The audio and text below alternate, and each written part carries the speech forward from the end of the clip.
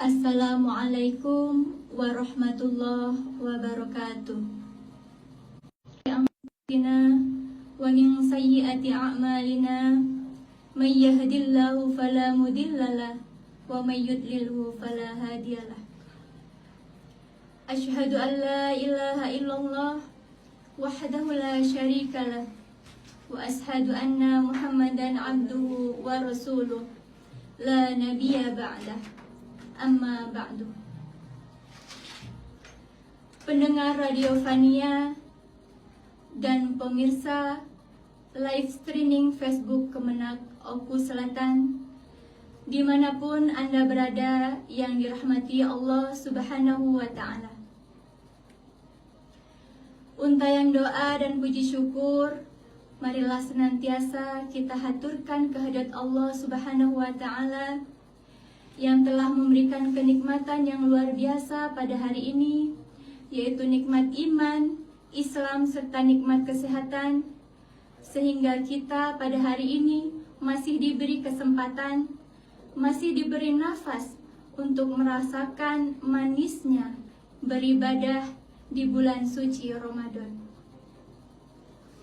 Salawat beriring salam, marilah senantiasa kita sanjungkan kepada junjungan kita, qudwah hasanah kita, Nabi Agung Muhammad sallallahu alaihi wasallam, kepada keluarga, sahabat, serta umatnya yang senantiasa istiqomah di jalannya. Semoga kita semua termasuk umat beliau yang akan mendapatkan syafaat beliau di yaumil akhir nanti. Amin ya rabbal alamin. Pendengar Radio Fania dan pemirsa Facebook yang dirahmati Allah Subhanahu wa Ta'ala, alhamdulillah, hari ini kita telah berada di 14 Ramadan 1447 Hijriah. Berarti kita telah berada di pertengahan Ramadan. Kita tahu Ramadan adalah bulan yang selalu kita nanti-nantikan, bulan yang selalu kita rindukan, bulan ketika doa terasa lebih dekat, air mata lebih mudah jatuh, dan hati lebih lembut dari biasanya. Ramadan adalah bulan penuh ampunan, bulan panen pahala, di mana di bulan ini Allah sedang mengadakan diskon pahala besar-besaran, obral pahala, yaitu dengan diwajibkannya berpuasa sebulan penuh. Allah Subhanahu wa Ta'ala berfirman dalam Quran surat Al-Baqarah ayat 183, Ya ayyuhalladzina amanu kutiba alaikumusiyam kama kutiba alal ladzina min qablikum la'allakum tattaqun. Hai orang-orang yang beriman, diwajibkan atas kamu berpuasa, sebagaimana diwajibkan atas orang-orang sebelum kamu, agar kamu bertakwa. Dari ayat ini kita paham bahwa Ramadan adalah panggilan takwa. Ramadan adalah panggilan untuk kita berpuasa, panggilan untuk menahan, baik menahan lapar maupun menahan haus ataupun menahan amarah yang ada pada diri kita. Namun tidak semua orang sama dalam menjalani Ramadan. Ada orang yang menyambut Ramadan dengan sukacita, dengan penuh bahagia, berpuasa sebulan penuh. Ada juga yang menyambut Ramadan dengan memang ia tidak berpuasa karena tidak mau berpuasa. Ada juga yang menyambut Ramadan dengan tidak berpuasa, namun dikarenakan ada uzur syar'i, seperti wanita haid atau nifas. Ada juga ibu-ibu yang tidak berpuasa karena perutnya sedang membesar, menyimpan kehidupan dalam rahimnya. Ada ibu-ibu yang tidak berpuasa karena menyusui, menggendong anaknya dalam pelukannya, dalam lelah yang bertambah-tambah. Dan dari sudut hati yang paling dalam, mereka sering bertanya, ibu-ibu ini ya, sering bertanya, ketika aku tidak berpuasa, apakah Allah Subhanahu wa Ta'ala akan tetap mencintainya?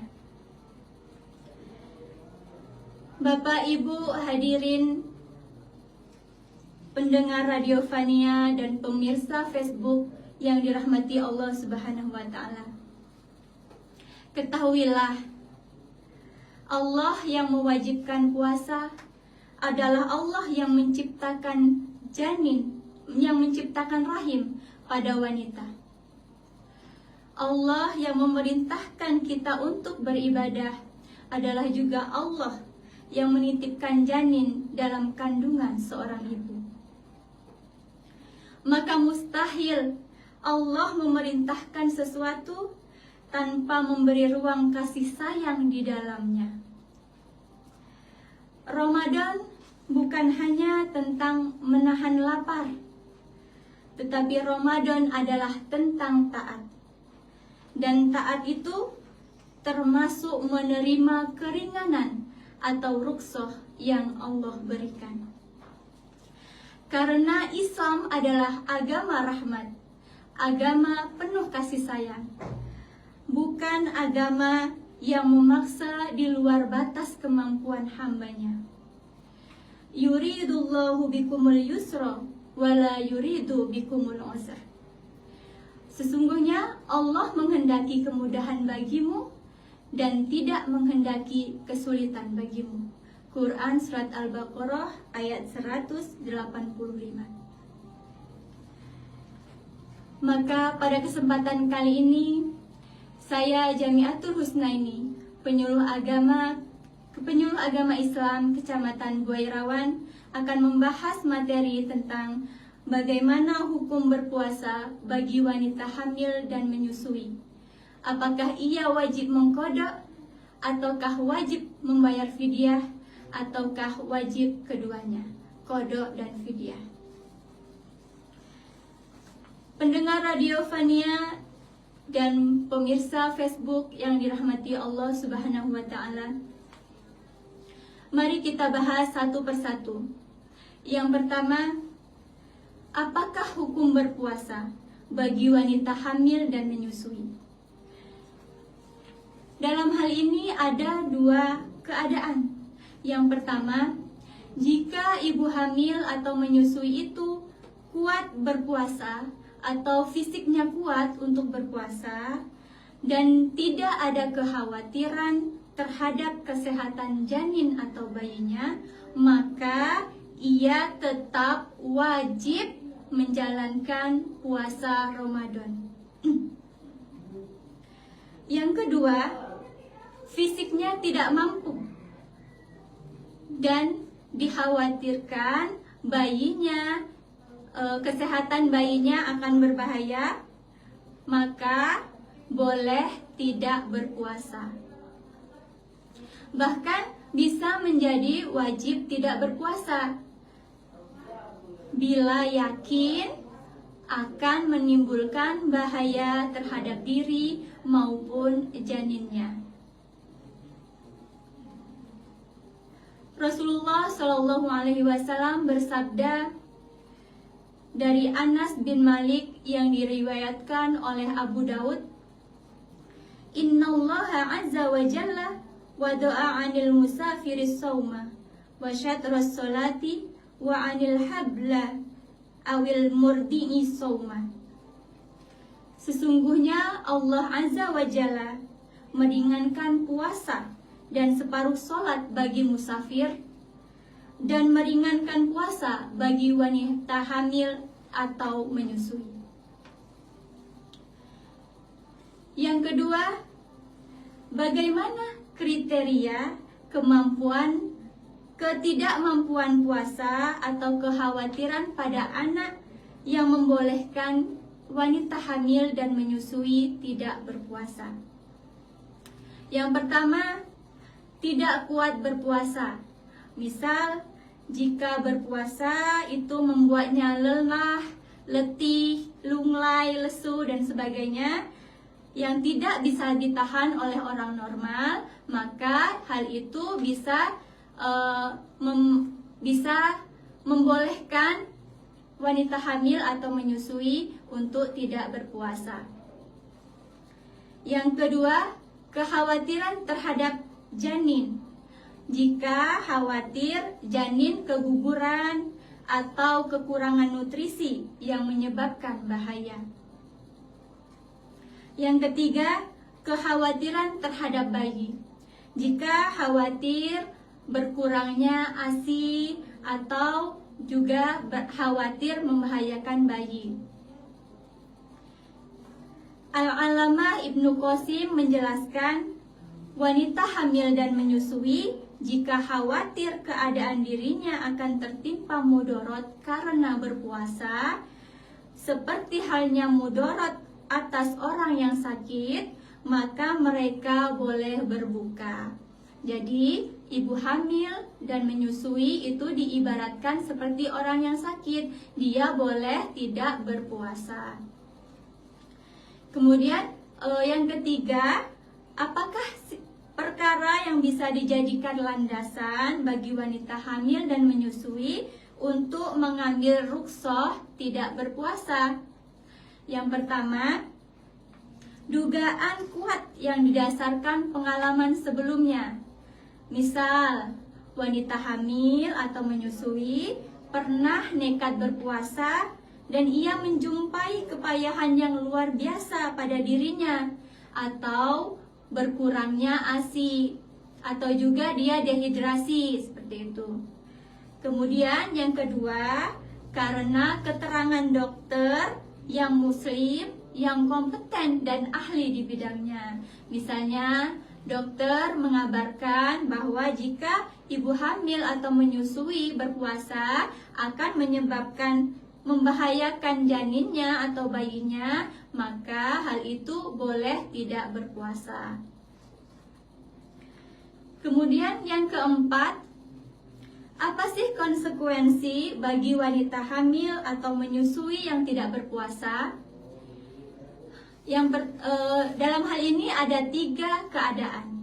Yang pertama, bila wanita hamil atau menyusui ini hanya khawatir terhadap dirinya saja, maka ia wajib mengqadha saja. Yang kedua, bila hanya khawatir terhadap bayi atau janinnya saja, maka ia wajib mengqadha dan membayar fidyah. Ini menurut mayoritas ulama. Kenapa ada fidyah? Karena wanita hamil dan menyusui ini tidak berpuasa bukan demi dirinya, tetapi demi orang lain, demi keselamatan orang lain, yaitu janin atau bayinya. Kemudian yang ketiga, bila khawatir terhadap dirinya dan janin atau bayinya, maka hanya wajib qadha saja. Kemudian yang kelima, mari kita bahas mengenai fidyah. Bagaimana ketentuan dan teknis fidyah.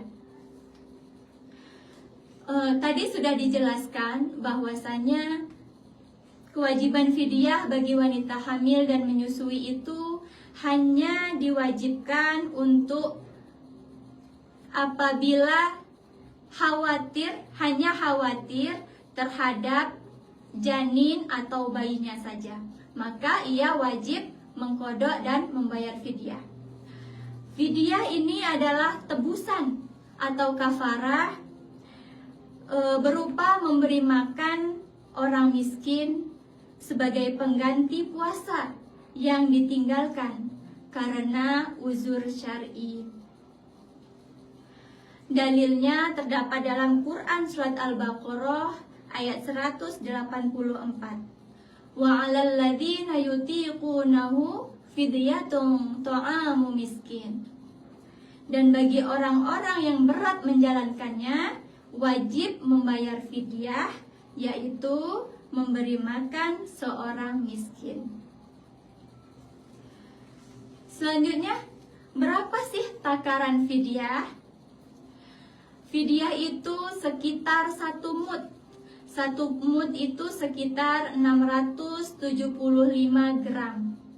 Atau dalam bahasa kita itu sekitar 6 sampai 7 ons makanan pokok, bahan makanan pokok, yaitu beras. Yang diberikan setiap hari, 1 hari puasa yang ditinggalkan sama dengan 1 orang miskin. Apakah fidyah boleh dibayarkan dengan uang? Nah, di sini sebagian ulama, terutama ulama kontemporer, membolehkan fidyah dalam bentuk 3 hal. Yang pertama, bahan makanan pokok, yaitu beras, yaitu sebesar 7 ons atau 0,7 kilogram beras. Kemudian yang kedua, makanan siap saji atau makanan matang, misal nasi bungkus, nasi kotak, dan sebagainya. Kemudian yang ketiga, atau senilai harga makanan tersebut. Senilai harga makanan tersebut yaitu uang. Nah, dalam hal ini Kementerian Agama Kabupaten Oku Selatan telah menentukan besaran fidyah berupa uang itu senilai Rp30.000. Mengapa Rp30.000? Sedangkan harga beras saja itu dihargai senilai Rp16.000. Nah, di sini kenapa Rp30.000? Karena diibaratkan dengan makanan siap saji, makanan matang yang lengkap dengan nasi, lauk pauk, dan sebagainya. Makanya Kementerian Agama Oku Selatan telah bersepakat untuk fidyah itu Rp30.000. Jika dibayarkan dengan beras bagaimana? Boleh. Jika dibayarkan dengan beras yaitu 0,7 kilogram atau 7 ons. Kemudian kepada siapa fidyah itu diberikan? Fidyah itu hanya boleh diberikan kepada 2 golongan, yaitu fakir atau miskin saja. Berbeda dengan zakat. Zakat diberikan kepada 8 golongan, sedangkan fidyah hanya diberikan kepada 2 golongan, yaitu fakir dan miskin saja. Kemudian kepada siapa fidyah diberikan? Bolehkah seluruh fidyah diberikan untuk 1 orang? Boleh. Fidyah untuk beberapa hari, misalnya kita ibu hamil atau menyusui itu tidak berpuasa selama 15 hari, maka fidyah 15 hari itu boleh diberikan kepada 1 orang miskin. Bolehkah fidyah diberikan secara langsung? Fidyah boleh diberikan secara langsung kepada orang yang berhak menerimanya, yaitu fakir atau miskin, atau juga bisa melalui lembaga amil zakat yang ada di sekitar kita. Pendengar Radio Fania dan pemirsa Facebook Kemenak Oku Selatan yang dirahmati Allah Subhanahu wa Ta'ala. Itulah tadi materi yang telah kita bahas mengenai hukum berpuasa bagi ibu hamil dan menyusui. Jadi ibu-ibu jangan ada lagi yang salah, yang merasa bersalah bahwa kalau tidak berpuasa demi menjaga amanah Allah. Karena bisa jadi pahala ibu-ibu itu lebih besar daripada pahala bapak-bapak yang berpuasa sebulan penuh. Karena ibu-ibu ini beribadah dalam bentuk pengorbanan yang sangat besar, yaitu untuk anak-anaknya. Tetapi mungkin ibu-ibu selama ini, ibu-ibu hamil dan menyusui selama ini, jika tidak berpuasa namun hanya membayar fidyah tanpa mengkodok saja, hal itu jangan lagi dilakukan, karena itu tidak boleh. Apapun keadaannya, baik mengkhawatirkan dirinya sendiri, mengkhawatirkan janin, ataupun mengkhawatirkan dirinya dan janinnya, semuanya tetap wajib mengkodok puasanya di bulan lain selain bulan Ramadan. Jadi jangan sampai salah lagi ya ibu-ibu, kita tetap wajib melaksanakan mengganti puasa kita di bulan yang lain. Demikian tadi tausiah yang dapat saya sampaikan. Semoga Allah menerima amal ibadah kita. Semoga Allah menjaga ibu-ibu hamil dan menyusui. Semoga Ramadan tahun ini menjadikan kita pribadi yang lebih lembut, lebih sabar, dan lebih bertakwa. Demikian yang dapat saya sampaikan. Jika ada yang baik, itu datangnya dari Allah Subhanahu wa Ta'ala. Jika ada kekurangan, itu dari diri saya pribadi. Saya Jamiatul Husnaini pamit undur diri. Usikum wa nafsi bittaqwallah. Wassalamualaikum warahmatullahi wabarakatuh.